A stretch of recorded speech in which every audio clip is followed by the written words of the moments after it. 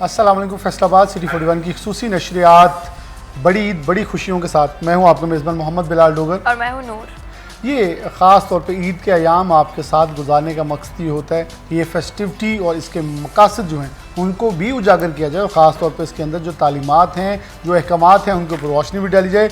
और ख़ास तौर पे ईद कुर्बान जैसे ईद उल अज़हा सुन्नत इब्राहीमी की अदायगी है, तो इस सुन्नत की अदायगी के ऊपर जो अहकामात, जो हमें हदायत जारी की गई हैं, उनको भी दोहराया जाए। क्योंकि ये त्यौहार, जैसे हम कोई भी त्यौहार हो, कोई भी दिन हो, उसका मकसद ये नहीं होता कि पूरे साल में उसका कोई प्रैक्टिस नहीं है, बल्कि मकसद ये होता है कि इस दिन हमने उस चीज़ को रिवाइज़ करना है कि पूरा साल हमने फिर इसको लेकर चलना है। जैसे मैं बेशतर प्रोग्राम्स के अंदर कह चुका हूँ कि सुन्नत इब्राहीमी के अंदर अल्लाह ने अपनी सफ़ात हमें दी कि बांटने वाला। तो जब आप अल्लाह की सफ़ात को बांट के तौर पर अडॉप्ट करते बांटते हो, तो फिर ये देखना है कि एक दिन के लिए मुख्तस नहीं है, बल्कि पूरे साल अल्लाह ने आपको वो बंदे, वो लोग दिखा दिए अपने जो मुस्तहिक हैं, जो आपके अजीज़ व अकरबा जो इस लायक नहीं हैं कि वो ख़ुद कुर्बानी कर सकें या वो ज़कात दे सकें या उशर दे सकें, जैसे छोटी ईद और रमज़ान मुबारक में अयाम चलते हैं। तो हमने इस चीज़ को अपनी लाइफ सर्कल के अंदर ऐड करना है। मेहमान हमें ज्वाइन कर रहे हैं और जो अभी मेहमानों ने ज्वाइन किया है बड़े ख़ास मेहमान हैं, दोनों कारोबारी शख्सियात हैं। इनका तारुफ आपके साथ करवा दूँ। सबसे पहले रिजवान अशरफ साहब मौजूद हैं, साबिक सदर हैं फैसल ऐवान सनत और तजारत के। उनके साथ शेख मोहम्मद असगर कादरी साहब मौजूद हैं, एप्टप्मा के कायम मकाम चेयरमैन हैं। बहुत शुक्रिया दोनों मेहमानों को वक्त देने के लिए। इंजीनियर रिजवान अशरफ साहब, बड़ी ईद क्या है? देखें, वैसे तो बज़ाहिर हमें लगता है कि बड़ी ईद पे सिर्फ कुर्बानी ही की जाती है, लेकिन मैं समझता हूँ कि इसमें बहुत सारे लेसन्स हैं। एक तो हम जानवर की कुर्बानी करते हैं जिसका सवाब ऑब्वियसली बहुत ज़्यादा है, और ये सुन्नत इब्राहीमी जो ता क़यामत अल्लाह सुब्हानहू तआला ने इसे जारी रखा है इंशाअल्लाह। और उसमें देखें, जो आपकी अना, आपकी नफ़रतें, कदूरतें, एक दूसरे से दूरी, उसकी भी कुर्बानी बहुत ज़रूरी है।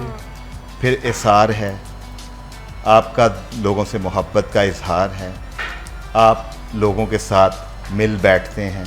जैसे आपने अपने इंट्रो में कहा कि आपको बांटने का एक बहुत बड़ा लेसन मिलता है, और ये पूरा ये एक दिन का नहीं है।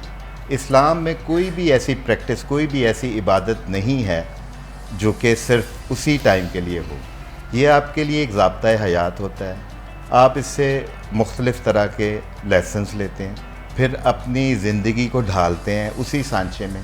फिर एक और लेसन जो हमें मिलता है वो है क्लीनलीनेस, सफाई। देखें, आप ईद पे हम बेशक कुर्बानी करते हैं, लेकिन आप हमेशा ये देखते हैं कि उसके बाद एक क्लीनलीनेस, सफाई का अमल जो है वो भी चलता रहता है। तो बहुत सारी चीज़ें हैं जो इस ईद के साथ जुड़ी हुई हैं। फिर ये कि आपने हर चीज़, यानी हज़रत इब्राहीम ने अपने बेटे हज़रत इस्माईल अलैहिस्सलाम को अल्लाह की राह में कुर्बान करने के लिए तैयार हो गए। तो इससे कीमती चीज़ शायद दुनियावी लिहाज से, औलाद से कीमती चीज़ कोई ऐसी नहीं है आपके पास। और औलाद की भी दिखाई कि हज़रत इस्माईल अलैहिस्सलाम ने कहा अपने बाप को, जब पूछा कि आप मुझे क्यों कुर्बान करना चाहते हैं, तो उन्होंने कहा कि अल्लाह का हुक्म है। हाँ, तो आपने कहा फिर आंखें बंद कर लें, अपनी पट्टी बांध लें, कहीं आपके सामने प्यार मेरा ना आ जाए। तो ये दोनों तरफ से दो तरफा बताया गया कि आपके लिए सबसे जो अजीज़ चीज़ है, प्यारी है, वो अल्लाह के रास्ते में आपने कुर्बान करनी है। तो कुर्बानी का जो जज्बा है, ये सिर्फ मतलब आपका मालो दौलत, हर चीज़, यानी आपने अल्लाह की राह में जो भी चीज़ है आपने वो कुर्बान करनी है। तो यही जो हमें सबक मिलते हैं ईद उल अज़हा से, और इसको हमें अपनी पूरी ज़िंदगी पे इसी सांचे में ढालने की ज़रूरत होती है। बिल्कुल सही है। शेख असगर कादरी साहब, जब आप सरेंडर करते हैं ना, तो वो सजदा हो तो आप सजदे के अंदर अपने आप को बिल्कुल सनगू करके विड्रॉ कर लेते हैं, या अल्लाह पाक ये मेरी औकात है तेरे सामने, मैं कुछ नहीं हूँ। तो बिल्कुल ऐसे ही आप अपने माल को, वो खूबसूरत हो, वो महंगा हो और ऐब से पाक हो। क्योंकि ऐब वाला हो या कुछ भी, जैसे हम पहले भी मेहमान मौजूद थे, वो कह रहे थे कि हम रूटीन में शायद वही, अगर कभी अकीकों के लिए या सदक़े के लिए बकरा लेना सस्ता मिलता है, लेकिन ईद पे उसी बकरे को हम डबल पे करते हैं और ख़ुशी से पे करते हैं, सिर्फ इसलिए कि अल्लाह के रास्ते में हम अपने माल का एक अहम हिस्सा दे के कहते हैं या अल्लाह पाक ये सब कुछ तेरा है, मैं तो सिर्फ एक केयर टेकर हूँ। तो क्या कहेंगे ईद कुर्बान के हवाले से? बिस्मिल्लाहिर्रहमानिर्रहीम, अल्लाहुम्मा सल्ली अला सय्यिदिना मुहम्मद व अला आलि सय्यिदिना मुहम्मद। जैसे कि पीछे रज़वान साहब ने जो बात की और जो आपने बात की, मैं इस बात को आगे बढ़ाऊँगा। अल्लाह ताला ने बहुत इबादत मुख्तलिफ़ रंगों में, मुख्तलिफ़ अंदाज में, मुख्तलिफ़ तरह की है। ये एक ऐसी इबादत है कुर्बानी जो इंजॉय वाली इबादत है। अगर देखा जाए कि घरों के अंदर इंजॉय हो रहा होता है, उधर अल्लाह के यहाँ अल्लाह की बारगाह इबादत हो रही होती है। बिल्कुल सही। देखिए, ये कुर्बानी का जानवर ख़रीदने से लेकर, बच्चों के अंदर खुशी से लेकर, फिर जानवर को कुर्बान होने के बाद, जैसे घरों के अंदर, किचन के अंदर, बिलाल साहब मैं कहता हूँ जो सारा साल भी मर्द कभी किसी किचन में नहीं गया, वो भी ईद के दिन अपने दोस्तों को बुलाकर, कोई बारबी की शक्ल में, कोई हंडिया की शक्ल में, कोई अपने मतलब ऐसी ऐसे वो देखिए, ये मैं कहता हूँ ये बच्चों के साथ एक बहुत बड़ा एक एंजॉय का दिन भी है और दोस्तों के साथ एंजॉय का दिन में एंजॉय वाली इबादत है। मैं कहना चाहता हूँ हर बंदा गोश्त खाता भी है, करता भी है। फिर एक ऐसी बात है कि ईद उल अज़हा के अंदर कोई भी बंदा है वो एक ढूंढता है कि मेरे हमसाए में, मेरे दोस्तों में, मेरे रिश्तेदारों में किसने कुर्बानी नहीं की, वो भी इस इंजॉय का हिस्सा बने। वो उसके घर के अंदर गोश्त पहुँचवा कर अपने अंदर खुशी को महसूस करता है और वो खुशी बहुत तीव्र और एक मुनफिद उसका एक एहसास है। मैं कहता हूँ कि एहसासात वो रात को खाने के अंदर, वो रात को दोस्तों को बुलाकर या दोपहर दोस्तों को बुलाकर जब वो ईद वाले दिन के जो गोश्त की जो इंजॉयमेंट करता है, उसकी किस अंदाज से खुशी करता है। जैसे अभी जो रज़वान साहब ने कहा कि इस ईद उल अज़हा में हमें सुन्नत इब्राहीमी में बहुत ज़्यादा लेसन मिलते हैं। सबसे बड़ा लेसन देखें, हमें सबक ये मिलता है, सबसे बड़ा जो हमें ये सबक मिलता है सबसे बड़ा, कि खुदा पाक के आगे किस अंदाज में कुर्बान होना है। बिल्कुल सही। वो हम अगर वो उस वक्त जो मुकालमा हज़रत इस्माईल ऐसा को सुन लें, लगता है कि इस्माईल ज़्यादा कुर्बान हो रहा है। अगर हम मुकालमा सैयदना हज़रत इब्राहीम अलैहिस्सलाम का सुनते हैं, पता लगता नहीं तकवा तो सैयद इब्राहीम के अंदर बहुत ज़्यादा था। हम आज के दिन तक कोई भी बंदा ये नहीं अंदाज़ा कर सका कि क्या उस वक्त तकवा हज़रत इस्माईल अलैहिस्सलाम को ज़्यादा था, खुदा के ऊपर भरोसा, या सैयदना हज़रत इब्राहीम का ज़्यादा। बिल्कुल सही। मैं ये गुफ्तगू का सिलसिला जारी है और देखें कि अल्लाह को दोनों की मोहब्बत इतनी प्यारी लगी कि वो हज के अरकान बना दिए। बेटा बचा के वहाँ मेंढा आ गया और बाप की जो कुर्बानी थी उसको हज के अरकान में शामिल कर दिया और हमारे ऊपर सुन्नत मौक़दा के तौर पे उसे कर दिया। मैं ये गुफ्तगू का सिलसिला जारी है, एक ब्रेक है, ब्रेक से वापस आते हैं, दोबारा गुफ्तगू का सिलसिला जारी।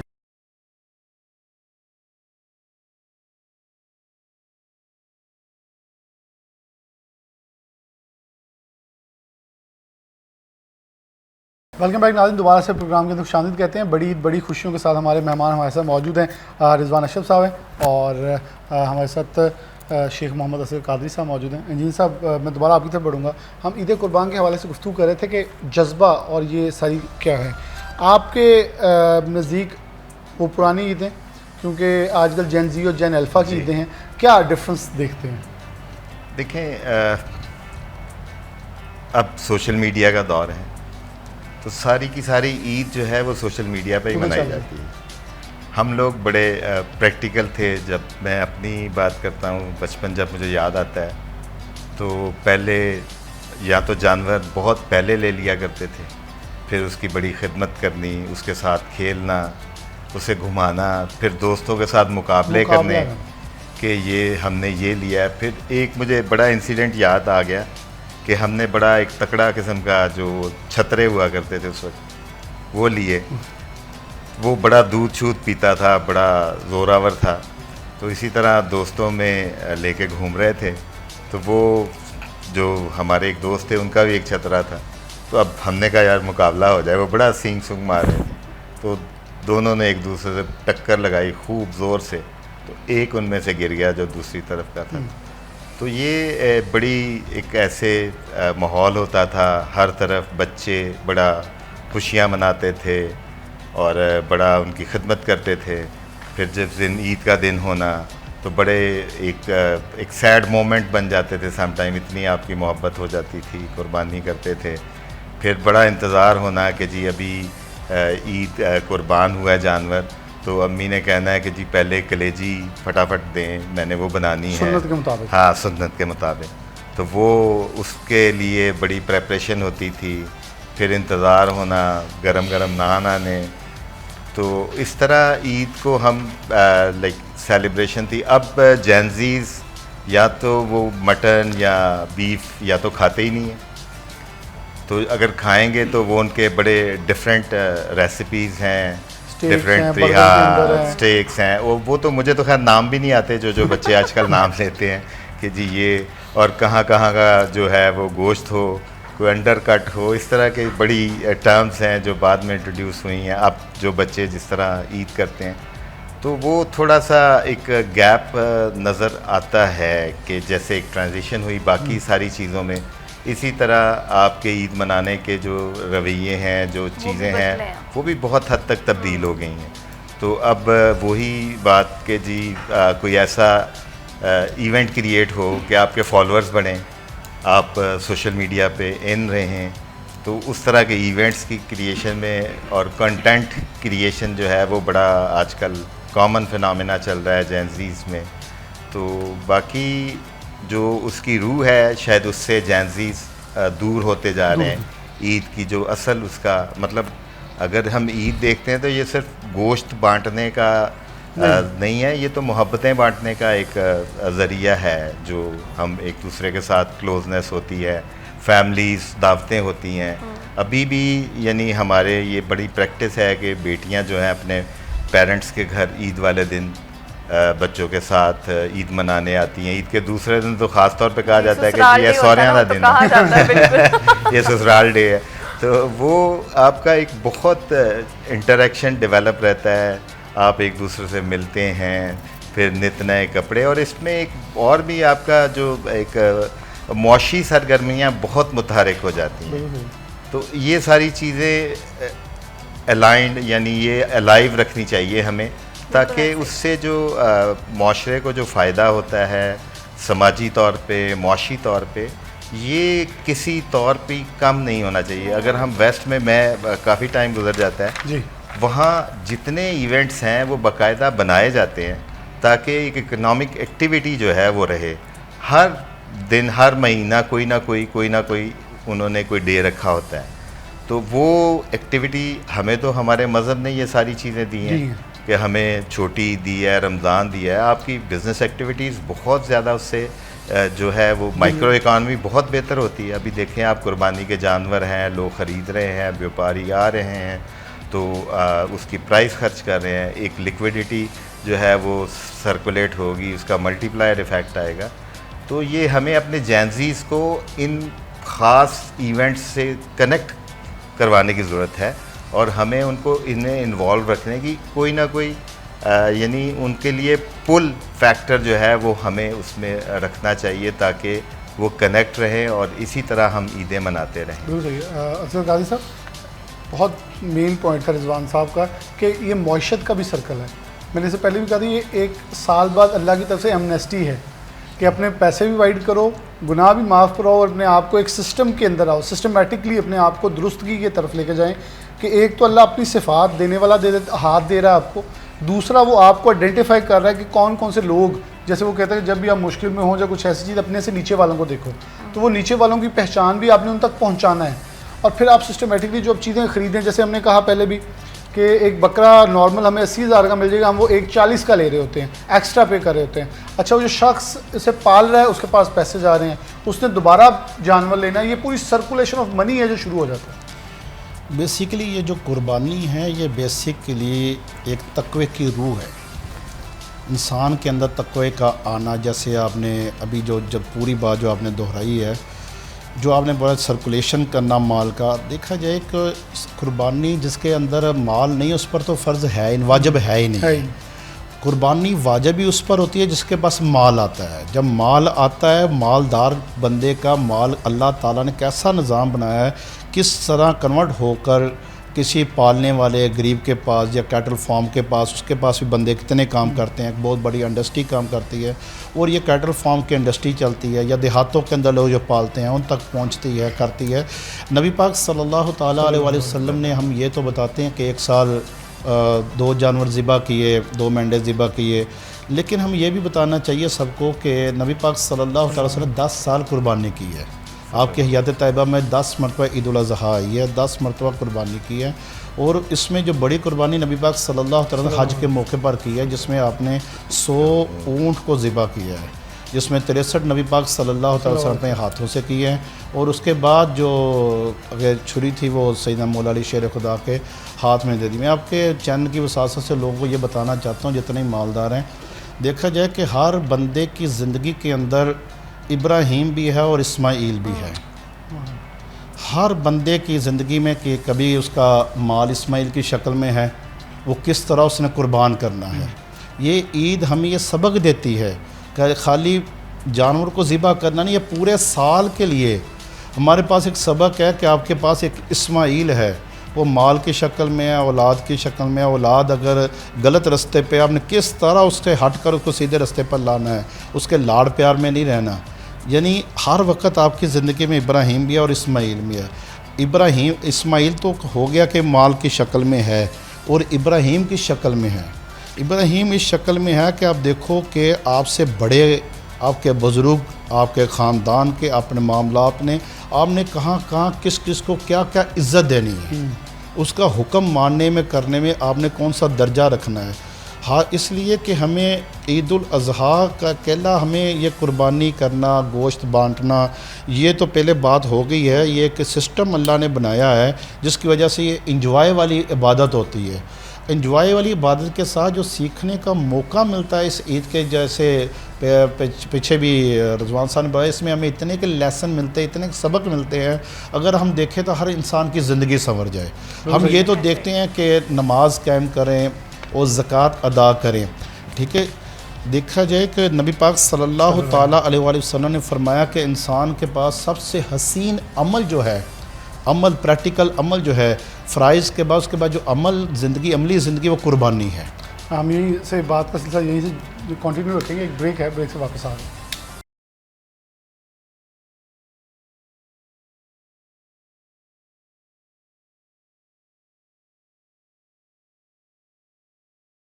वेलकम बैक नाज़रीन, दोबारा से प्रोग्राम के अंदर खुशामदीद कहते हैं। बड़ी ईद है, बड़ी खुशियाँ, मेहमान हमारे साथ मौजूद हैं। अच्छा अफसर साहब, आपसे गुफ्तगू का सिलसिला जारी था, तो हम बिलाशुबा जैसे जेन ज़ी की बहुत सारी बात कर रहे हैं, बहुत सारे चीज़ें हैं जो इस्लाफ़ ने हमें बताई हैं। देखें, आज सोशल मीडिया के ऊपर जब जाते हैं ना, तो बहुत सारी चीज़ें आइडियलाइजेशन जो हैं, और मुझे एक अनफॉर्चुनेटली ये भी सुनने को, देखने को मिल रहा होता है कि बेरा रवी बहुत तेज़ी से फैल रही है कि मेल फीमेल जेंडर इक्वलिटी डिसइक्वलिटी की चीज़ें बहुत तेज़ी से फैल रही हैं। जहाँ पूरी दुनिया में ये एक बिगाड़ है जो फैल रहा है, वो यहाँ भी पेनिट्रेट कर रहा है, और उसको रोकने के लिए हमें बहुत संजीदा कोशिश करनी होगी। सोशल मीडिया का इस्तेमाल जिस तरह किया जा रहा है, उसे रोकथाम देखना होगी कि हमें रोक भी नहीं सकते, लेकिन उनको इस तरह फॉर्मेट करें कि वहाँ ऐसे कंटेंट्स हों कि चीज़ें हमारे इस्लाफ की हमें बताई जाए कि हीरोज़ ये हैं, वो हमें कॉपी करके हीरोज़ बने हैं, जो असल हीरोज़ हैं, जो जिनकी तालीमात थी उन्हें हम भूल गए हैं। देखें कि इस सबसे जो हमारे ऊपर जो बात ये है कि नबी पाक सल्लल्लाहु ताला अलैहि वसल्लम की जो हदीस मुबारक है कि अपनी औलाद को मेरी मोहब्बत, मेरी औलाद की मोहब्बत, कुरान की मोहब्बत सिखाओ। देखा जाए, मोहब्बत किसी से भी होती नहीं है, किसी को भी पहले मोहब्बत के लिए पहले आदत बनाना पड़ती है। उसकी जो आदत होती है, आदत से मोहब्बत अगला दर्जा आती है। क्या आपके अंदर तमीज़ भी हो मोहब्बत वाली? यस, आप मोहब्बत देखें कोई भी चीज़ का, जिस वक्त आप अपनी औलाद के पास हर वक्त नबी पाक सल्लल्लाहु अलैहि वसल्लम का ज़िक्र तज़किरे करोगे, उनके सहाबा कराम रज़वानुल्लाह ताला अजमाइन के जब हम ज़िक्र करेंगे, उनके औलाद मुतहरात का जब हम ज़िक्र करेंगे, फिर बार बार कुरान पाक को उसको खोलेंगे, ये चीज़ें एक, फिर उसके बाद हर बंदा एक, चाहे किसी भी जगह पर रहता है, उसके लिए मरने की दुआ मदीने की और वीज़ा अमेरिका और यूरोप का चाहिए होता है उसको।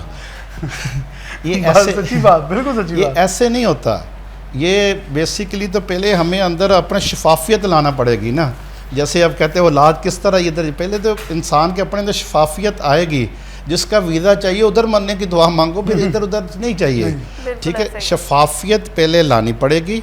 फिर उसके बाद अगर हम घर में अंदर देखें, हम जिक्र कर रहे हैं, हम देखते हैं जिक्र हम करते हैं किसी और जगह का और दुआ कोई और मांगते हैं। ठीक है, हमारे अमाल कुछ और होते हैं, दुआ में जन्नतुल फिरदौस से नीचे नहीं मांगते। ठीक है, ये चीज़ें हमें सिर्फ तालीम की जो हमारे अंदर इस्लामी तालीमात है उससे हम दूर होते जा रहे हैं। और उसके बाद ये जो हम कुर्बानी का भी जिक्र कर रहे थे, असल जो सोशल मीडिया का बार जिक्र कर रहे हैं, इसमें बेसिकली हमारे अंदर रियाकारी बहुत ज़्यादा है। हालांकि कुरान की वाज़ेह आयत अल्लाज़ी युराऊन यमनऊन माऊन, देखिए रियाकार के लिए तो अल्लाह ने उनको लानतियों में किरदार किया हुआ है ना, किसी भी चीज़ की हो। देखिए रियाकारी बेसिकली जब हम बात करते हैं इतने शफाफ तरीके से उसकी जो क्लियरेंस देते हैं, देखें हम इसलिए करते हैं और भी लोगों के अंदर जज्बा पैदा। भाई जज्बा क्या हो सकता है, तुम किसी गरीब का दिल जो आज़ादारी हो रही हो, उसका दिल टूट रहा हो, मेरे पास नहीं है कि, या तुम कह रहे हो कि मैं ये जानवर इतने का ले आया हूँ, कर आया हूँ, ये चीज़ें हमें इससे दूर होना पड़ेगा। अच्छा, बहुत सारी चीज़ें ऐसी हैं कि जब मंडी में आप जाएँ, आप तस्वीर लगा दें आपके मैंने ये जानवर लिया है, अब जो देखने वाला है वो देख के डर जाए कि अगर ये लेके आया इतना बड़ा तो मुझे तो इस काबिल तो है ही नहीं मैं कि मुझे मिलेगा भी या नहीं। तो रिजवान भाई वो वैसे अच्छा बहुत सारी चीज़ें ये भी हैं कि लोग खौफज़दा भी हो जाते हैं क्योंकि कि अपनी वो ना अपने अंदर होता है ना कि आपको पता होता है आपका बजट क्या है। कई बार अपने बजट से खुद ही डिस्टर्ब नहीं तंग हो जाते हैं कि मेरा अल्लाह पता नहीं राज़ी होगा नहीं। अच्छा, फिर आपकी कोशिश भी होती है सबसे खूबसूरत जानवर लेने की, तो बहुत सारे लोग छुप के रात को दिन में जाते हैं कि कोई चीज़ ले आऊँ ताकि मेरी कुर्बानी भी हो जाए, क्योंकि छोटी लाऊंगा तो मुंह क्या दिखाऊंगा। असल फिर वो ये इंटेंशंस बदल दी गई हैं। एग्जैक्टली देखिए ये एक तो खैर अब जो मुझे बड़ा अलार्मिंग चीज़ नज़र आ रही है माशरे में कि जो डिस्पैरिटीज़ हैं, अनइक्विटेबल जो डिस्ट्रीब्यूशन ऑफ वेल्थ है, ये बहुत तेज़ी से जो है वो आपके लिए मसला बन रही है। पैसा जो है वो चंद हाथों में जाना शुरू हो गया। गुर्बत की लकीर से नीचे लोग बहुत तेज़ी से जा रहे हैं। सफ़ेद पोश लोग जो हैं वो बिल्कुल वाइप आउट होते जा रहे हैं। तो ये माशरों में ये बड़ी अलार्मिंग बात होती है। एक तरफ आप देखेंगे कि कुर्बानी के खूबसूरत जानवर और पूरा रेवड़ होगा जो सिर्फ एक घराना जो है वो कुर्बानी 100%, और एक तरफ शायद एक जो कहते हैं ना छोटा बकरा लेने की इस्तेदाद नहीं, बल्कि वो तो शायद एक चिकन भी नहीं ले सकता, एक मुर्गी भी नहीं ख़रीद सकता। तो ये ऑब्वियसली एक पूरा निज़ाम है जो आपको आपका मज़हब देता है। इसमें गरीब का ख्याल कैसे रखा जाएगा, वेल्थ को कैसे इवनली डिस्ट्रीब्यूट किया जाएगा, फिर आपकी एक टैक्सेशन का निज़ाम है जो आपका मुल्क, जो आपकी गवर्नमेंट वो चलाती है। तो इस तरह से महरूमियाँ जब बढ़ती हैं ना, फिर उससे लॉ एंड ऑर्डर की सिचुएशन बड़ी वर्स्ट होती है। आप देखते होंगे कि अब कुर्बानी के दिनों में बकरे चोरी होना भी एक कॉमन ट्रेंड है, हालांकि एक मजहबी त्यौहार है। तो उसकी वजह यही है कि बहुत ज़्यादा डिस्पैरिटी जो है वो प्रिवेल कर रही है सोसाइटी में। हमें इसको बड़ा देखना होगा, ये बहुत ज़रूरी चीज़ है। अभी आप मार्केट में निकलें, एक तो इन्फ्लेशन और हर चीज़ पे इफ़ेक्ट आता है। यानी आपको एक आम बकरा जो बहुत दरमियाने साइज़ का होगा वो भी मेरा ख्याल है 100,000 1 लाख से कम नहीं मिलेगा, 1 लाख से ऊपर में होगा, ये उससे ऊपर होगा। अब एक बंदा जिसकी तनख्वाह ही 40-50 हज़ार हो, वो कैसे कुर्बानी देगा या किस तरह वो सोचेगा। लेकिन एक सोशल प्रेशर, बच्चों का प्रेशर, अब वो सारे प्रेशर लेके बैठा हुआ है। फैमिली का प्रेशर है।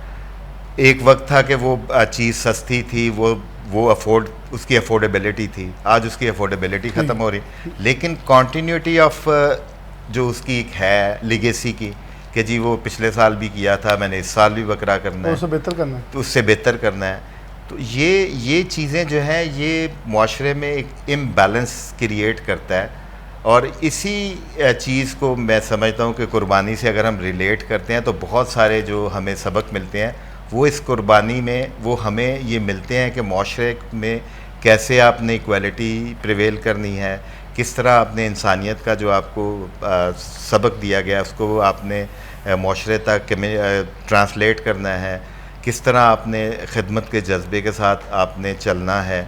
आपने अपने जितने गरीब अज़ीज़ व अकारब हैं मतलब मैं समझता हूँ कि अगर आप बहुत सारी कुर्बानी कर रहे हैं तो एक एक बकरा आपको अपने उन बहन भाइयों के घर ज़रूर भिजवा देना चाहिए कि जो नहीं अफोर्ड करते। बिल्कुल सही है, हाँ, गुफ्तगू हाँ, के तो जरिए। वो उनके बच्चों में भी वो खुशियाँ आ जाएं, वो उनकी मुस्कुराहटें आ जाएं। बिल्कुल, ये बड़ा एक खूबसूरत पैगाम भी था। एक ब्रेक लेंगे और इसके बाद दोबारा हाजिर होते हैं।